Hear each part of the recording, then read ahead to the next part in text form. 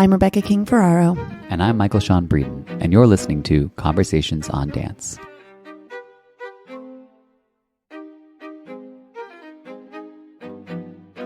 Hi, Mikey. Hi, Rebecca. You're back home. How's it going? I'm back home. I just got home last night from Dresden, Germany. The last time we spoke about what I was going to go do there, which was stage Rodeo, Justin Peck's Rodeo. It was the first time I had ever been to Dresden, but the company's reputation has been great for years and years now. Mm-hmm. And it was great. I mean, I had no expectations other than, of course, hearing that the dancers were fabulous and that they had done a really great rendition of Heatscape back in 2018. So that they've danced Peck before, which that was staged by Patricia and Jeanette Delgado, and their reputations linger in the Dresden. Oh, Everyone yeah, was very, I'm sure. yeah. The Laura Graham, who was the rehearsal director for Rodeo, I had two work with me. She was like, "Oh yeah, those Delgado sisters. They put the point shoes on, and then they were just, radiating positive energy, and were such wonderful influences on everyone."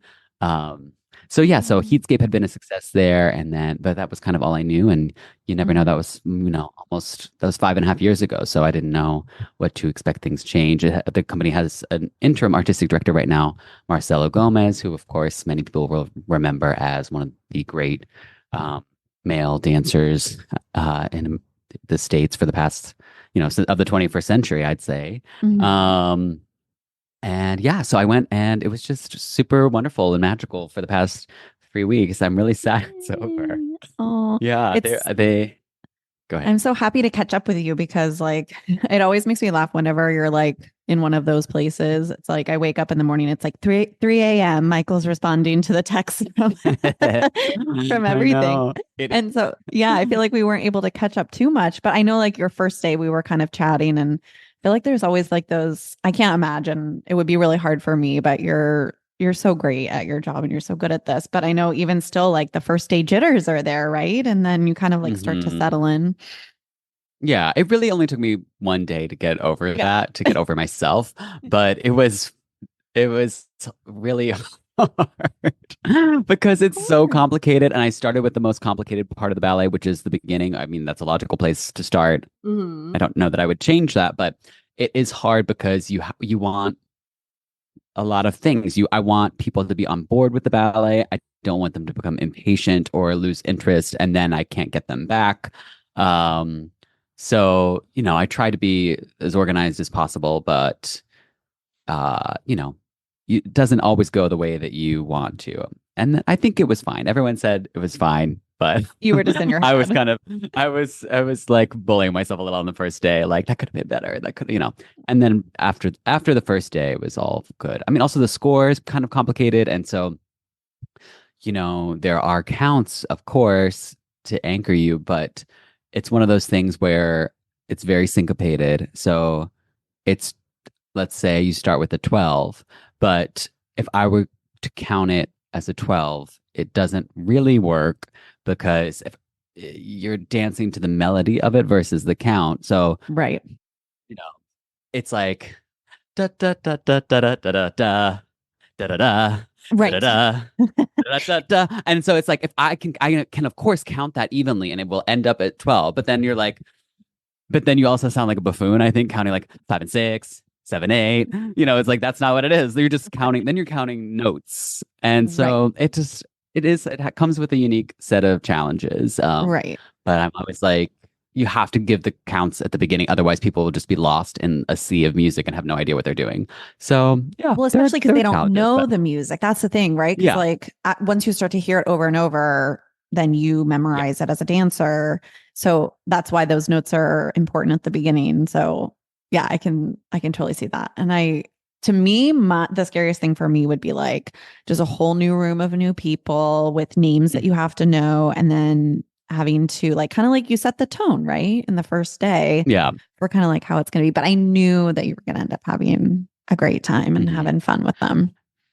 Yeah, we hit our stride by the next day even. yeah, I mean they're all so talented. It's very international, a lot of mixed backgrounds and trainings, but somehow everyone comes together to form this really beautiful, cohesive whole. But yeah, I think that's what it is. It's just like you're looking like the very first day, it's like 40 pairs of eyes on you that you've and you don't know anyone. Whereas I guess Totally. that's not really happened to me before. Like even at the Royal Danish Ballet, I had a number of connections or I knew enough dancers. Um, and it's also a smaller cast, but then within that Mhm. cast, like I had like Holly Dorger, someone that I've known for a billion years, and Stacey Cadell I had met before, and she was the rehearsal director. But this is all just like asking a very large number of people to work with me in good faith and Right. follow me into this direction that I don't Right. know if they're going to like or not. And they did. But I mean, it's also very easy when because I obviously believe in the ballet and I love Justin's work. So I Hmm. think if you just lead with that honest connection to the work, then people, of course, are going to open themselves up more willingly than if you're kind of if you make it about like a sort of like strident perfection from day one, Right. you know? Well, you're lucky because you know that the dancers, once they start dancing it, they're going to have fun dancing it, Right. so like Yeah. that makes it easier too, in Yeah. a way. Yeah. Yeah, of course. It's like so many people came up to me after, they got a first go at like a big chunk and, the rehearsal will be over. And Hmm. then someone will be like, wow, that was so much fun. I'm so looking forward to learning more of this, or I didn't know it was going to feel like that when the first day you're just counting and trying to figure out where you go. Like, I mean, the very first movement, there's this moment called the machine, Hmm. or it's the first machine. There are multiple machines, but the first machine has five things. There are five people, and they're all doing different things at the same time. So I have That's to, a lot. bit one by one teach each one, and they're pretty detailed too. So it's like you have to keep reiterating the details over and over, and then everyone ends up doing sorry, three of the spots rotate with each other, and then the other two rotate. So you end Mm, up either doing all of three or all of two, but you do them. So it's right. like there are details in each one of the spots, and so I have to be looking at five things happening at the same time, and then I'll kind of zero in on one person and just focus on them and give them all the details, and then I'll look over and realize I have been neglecting the left side of the room and haven't seen them, and A lot. it's so many moving pieces, and that's why I was really thankful for the rehearsal directors in the room. I had two, Laura Graham, who it was a Bill Forsyth person, Right. and then Dennis, who I love, who's a Russian dancer and who's retiring this year, but has kind of moved on to this other side of things while he's still dancing. Oh, And it's just so helpful to have people in the room by your side that you trust and aren't just sitting there like, you know, I guess note taking is helpful, but what's more helpful that they were doing was just keeping their eyes open to everything and making sure that, like, I felt like every step of the way that I would have a blind spot, right. they kind of would seamlessly, instinctively know that that was something that needed a little bit of care. Mm. And then, you know, Dennis would always be like, Michael, let me ask you one thing in a very Oh, sweet, like Russian tone. And oh, he was always right. Like I was always like, oh wow, yeah. So I loved them. Couldn't get that's enough of them. great. Yeah, we had some, let's see. Well, there were some challenges. They were performing their Swan Lake, which was a wholly new production, kind of, I don't know if you would say more. Well, it was in socks, and I don't know if it qualifies as Tanztheater, but it's more like, there is just a side of things that we don't do often over here. Right. There wasn't speaking, but there was like Oh, audible sounds from dancers. There's like a yell at one point and laughter and like, things of that nature, yeah. you know, that we're not, well, I mean, some companies do that over here, but certainly not something that you and I have done. Right. So they're doing, very grounded, um, totally different style. They have to perform that on the weekends, the first 2 weekends I was there, while also trying to mount a production of Sleeping Beauty that Marcelo was leading. So that's going in a couple weeks, like now that I'm gone. So it's like they have to be in three totally different headspaces Wow. simultaneously. Mm-hmm. So it's hard for the dancers to begin with, but then there were a couple of waves of illness and injury. So we were just having to constantly adapt, Right. um, and be flexible. And, that's when I was just like, okay, I have to step up and be good at my job and make sure that everybody knows everything as well as they can. On the last day, the cards were not in my favor, and there was a spot that two people were missing from. So of course everything's double cast, but then it's like, great, now we have two people gone, and who knows how we can make this work. So I was like, okay, we have to teach someone, and I think Olmo would be right for it. And they were like, oh yeah, you could just wait till you see how fast he is. And then he learned the whole thing in an hour. And then the next day he got to do two runs. It was really, one of those very exciting, Yay. fun moments where I don't even think he's 20 years old, but he Wow. is, yeah, he was like Oh, very, I know we liked kind of getting thrown into things, but I certainly would have made more mistakes when I was 19. that's Just from the stress amazing. level. He was so like even keeled and focused, and he had, I guess, had to do a series of things like that in Swan Lake. So he Wow. was And was he ready. in the room the whole time with you guys? But he was just learning like a new Well, spot? well, it's like so the first and fourth movements feature the whole company. Mm-hmm. So he had seen that. So that wasn't as bad of a learning process. But then the second movement, which is the quintet, that's, really beautiful Yeah, featured the one part, there. he had not even seen it once when we taught it to him.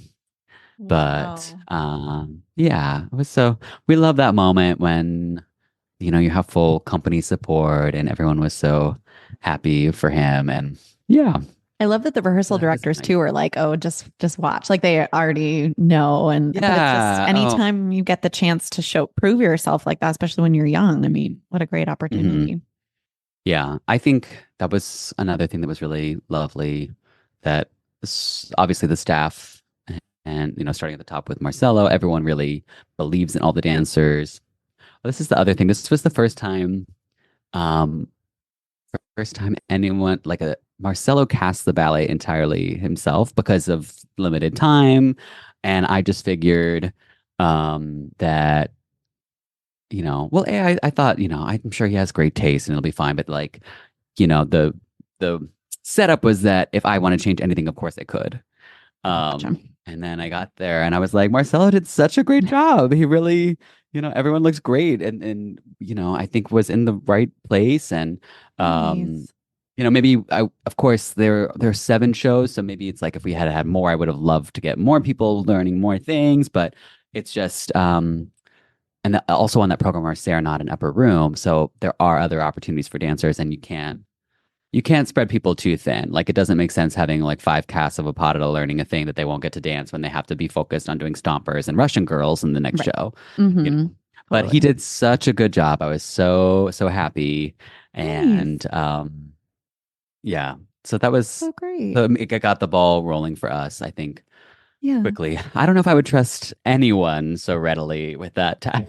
Yeah, I would say. Well, it's I mean, also I yeah. feel like it's so fun when someone new comes in, like you coming in and like you could see Mhm. something in someone that maybe the artistic staff doesn't see, but that's fun when you Mhm. like when he clearly knows the dancer so well.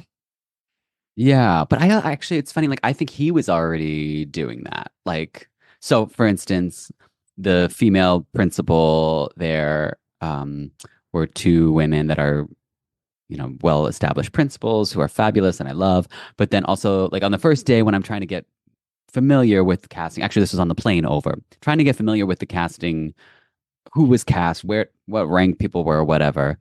Not that the ranks is terribly important, but I was just familiarizing myself, and then I realized that he had down this girl who it's her first year in the quarterback, As a or principal, I maybe love it. yeah, maybe it was her second. And I was like, oh my God, wow. And he was like, I think you're gonna like her. Like, let's see. And then I'm obsessed with her. I love her so much. I love everyone, but Sure. it's just nice, like, Oh wow. it just reminded me of like a Mira situation where I just felt like, this little baby ballerina, I just connect to her so much, and she's so talented. Her name is Milda, and she's like 6'4" and blonde and gorgeous, and Amazing. just a sponge for information, and um loves ballet, but it's just also very clearly not like a drone. She's never just, parroting back what I say. It's always computed through her own Mm. um Lens. personality or take on things. And yeah, it's Mm. I that's like, but that's really how I felt about everyone. Everyone was offering something different, and then you'd have these really beautiful shifts in chemistry between the casts, like not just for the pas de deux, but even these sections with 3 men or 5 men, like each one had their own chemistry and Hmm. flavor. And yeah, I'm so happy I got to be there. That's Oh, great. and I wanted, I want to talk a little bit about that Swan Lake that I saw, Yeah, yeah. I'm interested in this. because you know, you know us, we Us like point girlies. shoes. Us, we like point shoes. We can be purists in a number of ways. I mean, particularly when it comes to balancing, but even just generally, I think even stuff that I'm less inclined to like fangirl over, I still kind of just gravitate towards the more traditional side of things. Right. And so I was just like, okay, I don't know about this, but I really, and it started out, I was like, ooh, I don't know how I'm feeling about this. This is good. And then by the end of it, I had really completely bought in. And it was, Really? primarily because of the dancers, but I also, the staging of it was so interesting. And your eye is constantly stimulated and fed, even if there aren't white shoes. But there Hmm. are always really striking images and theatricality. And there's this beautiful mirror that stands above the stage, and it's not in their act 2 and 4, but it's this, the Swan Lake acts, like the acts two Hmm. and four in the traditional version. Right. And it has this sort of watery effect, but it's just so stunning, and you can't take your eyes off it. And but Wow.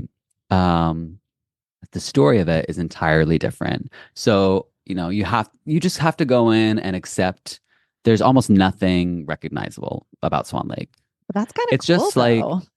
yeah, I like it's that. a story that features swans at a lake, Right. but it doesn't have anything to do with anyone you know. Like there's a Cool. character named Odette and there's a character named Benno, but it's just like doesn't really just get out of your mind. To me, it felt very Shakespearean. Hmm. And yeah, it was just like if Shakespeare had written a story about people that turn into magic swans or something. I mean, there's a lot of darkness in it, and um, betrayal and retribution and things like that. So just let me see if I can do this story as succinctly as possible.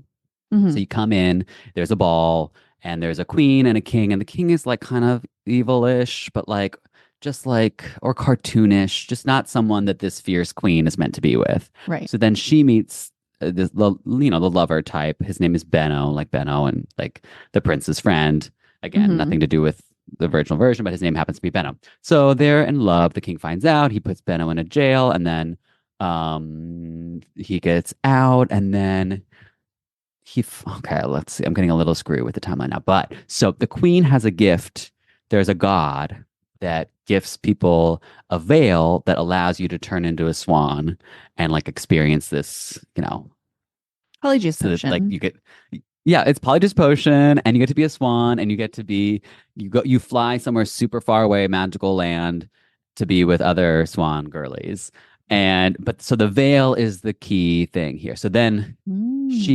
she has the veil, and then Benno's escaped, and he finds her at the lake, and then they're lovers, and they're, living their best love affair life. He builds a house by the lake so that he can always be by her when she comes, like when she comes in and out of the palace, I guess. But then Queen goes back. King Hmm. finds out. He rips the veil to shreds, and that means she can never fly again. Mm. Dark, sad. Dark. Really, it is really gutting. It's really Right. like yeah, I was. Which means It's a gut she can never punch. see him again. Right. Yeah, she can never see him again, and she never gets to fly. Like it's just that's it for her. Next act, 20 years later, she has a son. The son is like going off to war. She tries to get him to not go, but the war is like some far off land. Everyone in his army dies except for him. He gets found by the lover, Benno, Benno. who has the cabin on the lake. So Benno's like nursing him back to health. And then it's like Benno's old at this point, and he's been waiting for the queen's name is Zoe. He's been waiting for Zoe for 20 years to come back. She doesn't. And then finally the swans come back and he sees that she's not there and he just drops dead. That's it. His heart can't take it anymore. Shakespeare. It's over. That's it. That's the Yeah, ballet. very sad. Very sad. Yeah, no. And then but then the prince, who's like a little low key, he has this like demon side because his dad was the demon too. Weirdo, creepy. Passed down Yeah, the passed down the the bad genes. And so then he sees beautiful Odette. This is Odette now. Beautiful girl who has the veil. He hides the veil from her so she can't leave. He puts the veil in the cabin, and then they are living together, and then they have a baby. And she never knows that he did this to her. Then it's like years later, the kid is like 10 or something. Then the queen has been looking for him, and right as the queen is coming to that cabin, well, she recognizes it first. She's like, oh my god, I'm where I used to be. And then she sees her son, and it's like right in that moment the little boy finds the veil like locked away somewhere, and he's like, look what I found. And then the mom is like, oh my god, you ruined my life, you took this away from me. And then the queen, because then the son is like trying to get it back from her and like doesn't want her to leave. And then the queen interferes and is like, no, this happened to me and I'm saving her. Like it's like I have chills right now. Wow, it's so interesting. Yeah, it's good, right? It's like yeah. when you see it, it's so the drama. It's just like all those different arcs of Odette's betrayal and then like the queen getting some sort of closure for her life by protecting this other young woman. She doesn't even know her. And even though it's against her son, it's like her son is also pretty messed up. And like, it's also in a weird way of getting back at her dead husband. Although I guess there's nothing for Benno. That's it. He just died waiting for the woman he loved and she never came back. Sad. What about music? Sorry, was that the end of this? Okay. That's the end of the story, right? That's the end of the plot. Oh, right. The plot. Yeah. What's this music? I didn't tell it very. Okay. So the music is kind of all over the map. And I wonder if the musicians in the pit were like, please throw me into the Elbe. That's the river there. Throw me into the lake. Because you did have to like really just accept, but sometimes it was used so effectively. Like the fourth act, one of the moments that's sometimes done as like a little potata for Odette and the Prince, I think is the best music. That was just the queen once the veil is ripped and like her life is just over. That's like music for her to dance and like scream to. And very brutal but beautiful. Effective, I bet. Yeah. And there were other moments that I thought were really there was a whole scene I left out because I was trying to keep it short. But like the Prince to get to Zoe at the lake. Sorry, Benno, to get to Zoe at the lake, because she has the veil, but he was in prison and got out. And now he has to go through all the countries to find her because it's far away. Right. So there's like these comedic moments that use the third act, like country dances. Like, there's like this, I don't know, there's a Spanish or a Neapolitan dance and like Hungarian and stuff. So they go through all these countries and then they have these little like kind of, again, Tanztheater-y things where the people are like speaking out loud and it's very funny and cute. But this moment that I liked when he gets out of jail and like the sets are changing, it's Chaipa because Chaipa is from Swan Lake. So it's Chaipa variation, the male variation, which we all know. But all he's doing is jogging kind of in slow motion for that whole, I mean, it's like a 45-second variation. Sure. But he's like, jogging in slow motion. And then it's over and then he just bends over and like pants. And to me, it's like a really funny ballet joke because we all are like in my head, I'm just playing the whole variation, Sure. So I see the whole thing in my head and then it's like he drops over. He's done nothing, but the joke is like in our head, we've just thought of him doing the variation and now he's tired. And that's really I don't know. good. I thought it was cute. Yeah. Yeah. It's like a little nod. Yeah. It's controversial, but I loved it. Yeah. So that's early contender for 2024 best of. Okay. Wait, so Yeah. were there different arrangements of the music? Obviously, it's like out of order. It's just It's out of order. out of order. That's Okay. what I felt like people would definitely be controversial. I mean, I thought of our dear friend Alistair.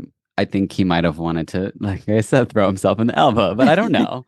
I mean, I would be interested. I don't know anything about this choreographer. It's Johan Inger, and Hmm. I was really, I found a lot of it very compelling. I would love to know what his process was or how he chose things musically. But yeah, you definitely have to be open-minded to enjoy it. But Oh, cool. I tried to go back a third time. I was really into it. That's awesome. Like the second time I liked it even more. So yeah, they Oh, were great. how cool. Well, Yeah. that's so nice. I mean, Hmm. something that is different that you may not have seen otherwise. Yeah. I wanted Got to out of the ask New York you, bubble. yeah, I wanted to ask you about language and like because like within the studios, was it all English or Oh what was yeah. that? Yeah. Yeah, It's like I it said, was super fine. international. I mean, a lot Right. of them do, of course, speak German, but Hmm. I mean, I didn't have to speak German there, and it wasn't strange that No I one, well, I didn't. just mean And like no one was trying to translate for you or anything, or did they have to specifically? No, no, you were no, no, fine. no, They no. I knew. mean, I think Hmm. that since the former director, who was American, took over in 2007, Hmm. I think it's always been really. Gotcha. I mean, I don't know what the company was like earlier. I mean, I guess the company predates the fall of the wall, so that would be East Germany. I'm sure Right. they'd be speaking German then. But I don't know. I would have to find out. Yeah. Yeah, no, I was just Um, curious because I always wonder that for me that would be like the scariest element, but I'm sure for most of these companies, English is mm, probably very they're used to it, used to seeing it, I'm sure. yeah, it was the So, same at Royal Danish. Yeah. right. I Yeah. think I wonder at the Paris Opera. I bet they're a little bit more French oriented Interesting. Yeah, probably. That's true, huh? because Yeah. they're more French dancers. I mean, well, they're like, Right. yeah, That's yeah. true. Yeah. Well, so what's next for you? And you're home for 4 weeks, you told me Well, I'm home now, for 4 weeks. I have to, um, which is the first time in a well, long time you've been home, right? You poor I thing. You're know traveling so much. I'm I'm getting ready. I'm going back to San Diego, to Golden State Ballet to help them remount increases, which they did last year. And I also, we spoke about me being there for Nutcracker, so I'm always happy to go back there. I love them. Also want to give a little push, for young dancers or any dancer, but people that are interested in that are auditioning this season. I really think that if you um are trying to find a new home, that Golden State Ballet is such a wonderful, welcoming place with great rep. I mean, the fact that it's basically brand new company and they're already doing Jorma Ello, Justin Peck, Yuri Killian, Are they? lots of new Wow. commissions. Yeah. Awesome. Yeah. So this is like Incredible. maybe it's the third season that Raul Salamanca, the director, has programmed, and he's already been able to get all of that. Of course, they've had Balanchine in the rep too. Um, I was just mentioning things that are happening this specific season, but it's going to continue to rep will continue to grow and touch upon, I'm sure, all those choreographers and more. So yeah, I think the big selling points to me are the rep, which is great, the vibe of the company, Raul being to me such a good director. He has the right amount of ambition, but also never at the cost of the dancers. I feel like it's because he has a belief in what he's doing. He Hmm. wants to get the dancers out there. He wants more opportunities for them. He wants for the city too. It's like all of this is building towards a goal that is not, ambition isn't inherently tied to ego. So I think it's a very exciting new place to be. So if you're interested in Golden State Ballet, go to goldenstateballet.org, and I'm sure they have an auditions link somewhere on here. Yeah, goldenstateballet.org. You'll find an auditions link and send over a resume and maybe a little dancing video. And, if you know me, DM me and tell me to put in a good word for There you go. you. Well, and I think also, I mean, I was so impressed hearing about how many Nutcracker performances they had too for a newer company like you're talking about. Sounds like the performance opportunities are certainly there, which you might not always Expanding. find, and Yeah. expanding. Yeah. Yeah, they Yeah. have and another thing that's great is that they're performing at multiple theaters, which I think is like Mm. just a smart thing to do. That's the Miami City Ballet model. You know, you can't fill out, you know, the major theater every single program or every single weekend or whatever you're going to be there. So it makes sense for A, in terms of serving the greater area, but B, in terms of serving your dancers and making sure that they have the right amount of performing opportunities. So Hmm. yeah, absolutely. GoldenStateBallet.org. Check it out. Yeah. All right. And then after that, LA Ballet. After that, Going. Los Angeles Ballet. I'm doing ballet, which is ballet I had the pleasure of staging at the Royal Danish Ballet. It's a ballet I really love. So I'm excited to revisit that. I'll be there for a few weeks and then it's a little break. And then it's off to Amsterdam for Fairy's Kiss, which is, it'll be my first Alexei Ratmansky staging. And Yay. yeah, it's a ballet that we danced and we're familiar with, and a really, Well, really we beautiful. originated. I mean, We're I would. originators. Yeah. I Well, you wasn't there for were. it, You but just, well, I was there for yeah. the process. I was actually once this was all happening, I was thinking back to the ballet, and it's so the other Batmansky ballet that we did, symphonic dances, was the other creation he did for us that came earlier, quite a few years earlier, actually. We did that ballet so Mhm. much. And I don't think it was until like we'd been doing it for like 4 or 5 years that I ever even got to see it because we always Mhm. danced it. And then I was like, Right. "Oh," and I mean, you get an idea of what something is by dancing it, but you'd never really know until you see it from the front. And it was just so spectacular. And with Fairy's Kiss, I was a part of the creation process, but then I got injured, so I couldn't dance it. So for opening night, I got to see it in the audience, and I remember just going backstage being like, "You guys, like everyone Mhm. loved being a part of it, and all of that." But I still like again, it's like you just don't know until you're sitting in the audience. I was like, "You guys, this ballet is just so good." I loved Yeah. it so much. I'm so I, excited that you're getting to share that yeah. ballet. It's just, it's so, I mean, I've loved Alexei's work since the first time I saw one of his ballets, which was on the Dnipro, which we talked a little bit about, I think, a couple months ago. And Hmm.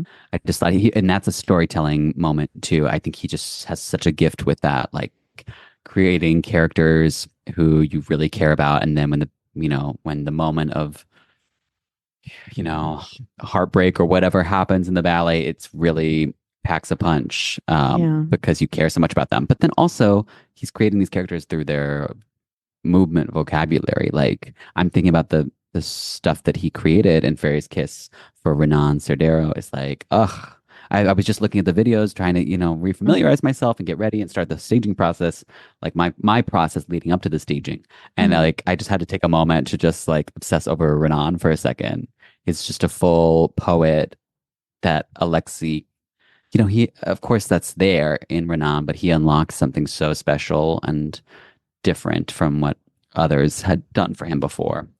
And It's yeah, I it's so just, funny that you say that because I'm just thinking I haven't watched it in a long time, obviously, but I'm thinking of like seeing that opening night, and I do like we've seen Renan dance beautifully a million times. He's so mhm. extraordinary in so many ways, but you're so right. There was just something so different that came out in his dancing there. And it was just, I mean, he's such a beautiful artist, and that really shone through so well in that ballet. And ugh, I just loved him in it so much. I mean, I love him in everything, but just really Yeah. So great for I, him.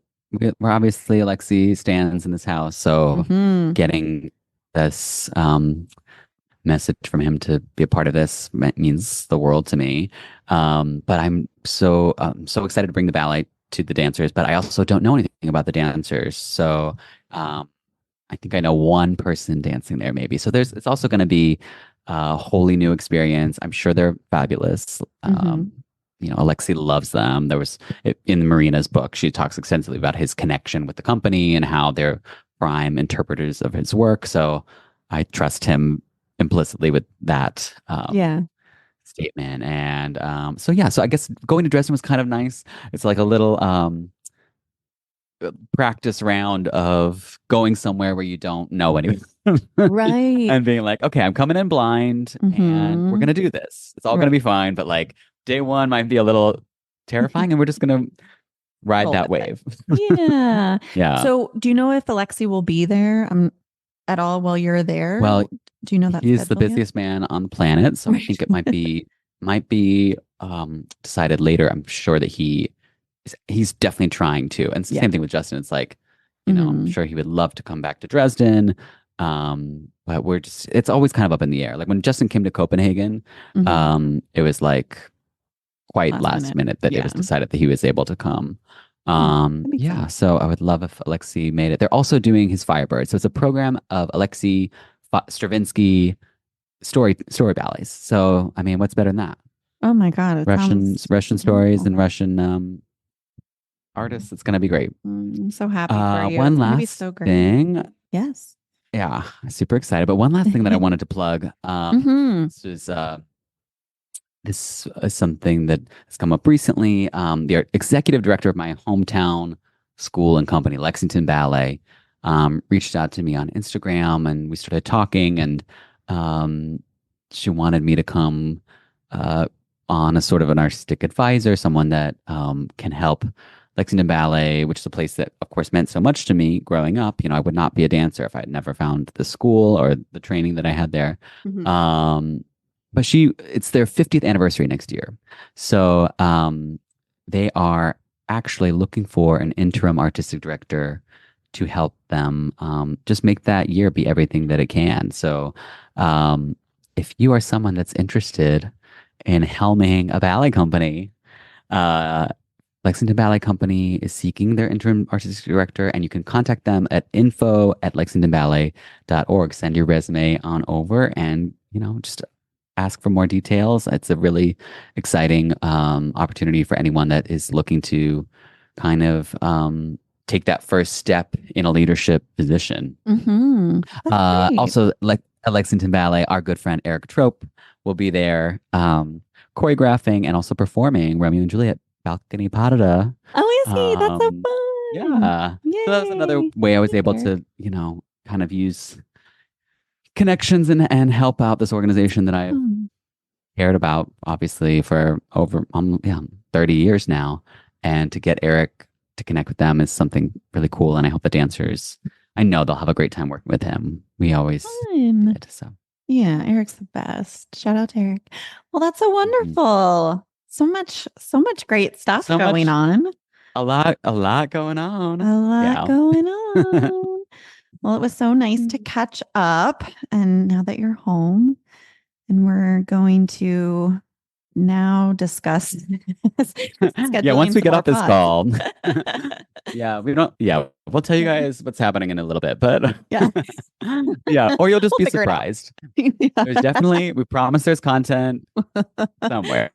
There's coming for sure. No, it's this will be, you know, it's hard to get things together when we're across oceans, but this week we're reorienting and figuring out all the stuff we're going to bring you in the next few months. And you know, the way that we always end up doing things when I have to go away for a while is like we stockpile. So, you know, people like in Dresden, actually, there were a number of people that are big fans of the podcast. So it was very sweet. On my very first day, someone came up to me and was like, I love the podcast. Sweet. So that made me feel good on my chaotic first day. But we stockpile these because then later on people were like, "You just released one today. Did you do that?" Like, and it's like, "No, girl." Funny. Were you like, "We just released one today"? Really? No, I'm just kidding. Well, no, you're busy. You don't have time to do that. No, I'm not roasting you. But I was just thinking we haven't even recorded an episode since the middle of December. I'm saying like we had stockpiled them. The ones we released. We had some things, and then now they're out there in the world. So this is our week to get kind of get it back. Yeah, get her but back. we've already been discussing. We do have people. In the lineup. We just gotta we'll get it out. Yeah. All right, Becky. All right, Mikey. Love you too. This was so fun. I'm so glad it went well. And we're gonna catch up again soon. We'll do some more pods, just the two of us, as it's fun just to check in, Yeah, when I'm in California, we'll do a rundown of how things are going in your hometown home state. Not going to your hometown. Sorry. I wish San Diego was my hometown. I love San Diego. God, it's so beautiful. Yeah, that's there. the other thing. If you want to be a dancer at Golden State Ballet, you get to live in San Diego. Like, that's chic. Good for you. Nick's always like, when I win the lottery, we're going to live in San Diego. I was like, we don't play the lottery. But someday, no, I'm just kidding. No, but it's just so beautiful there. So I'm jealous that you get to go hang out there. And so. Yeah. All right, Mikey, we'll talk soon. Okay, talk to you later. Hey, bye. Conversations on Dance is part of the ACAST Creator Network. For more information, visit conversationsondancepod.com.